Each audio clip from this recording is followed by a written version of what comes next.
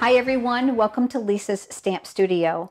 I've got a quick tip for you today regarding the adhesive-backed sequins.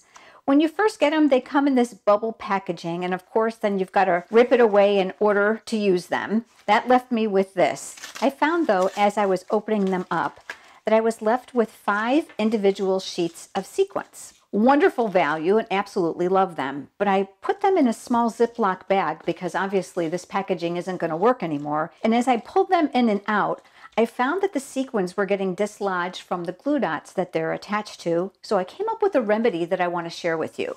I took parchment paper, or you can use wax paper, and I accordion folded it, and then I placed each individual color in a section in between the pleats of the paper. I took the backing from the adhesive-backed sequins that I removed. I wrote the name of the sequence. I put them inside a small Ziploc bag to store them. And this allowed me to keep everything labeled as well as individualized, so I didn't lose all these beautiful little gems. Here's another one that I've recently done. These are the basic adhesive-backed sequins.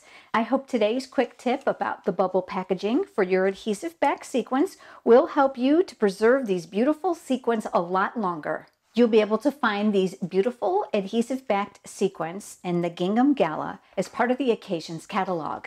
If you don't already have a Stampin' Up! Demonstrator and you're interested in receiving a complimentary copy and/or a copy of the annual catalog, leave me a comment below. I would be more than happy to send you one, and I'll be happy to include Stampin' Up's sale brochure.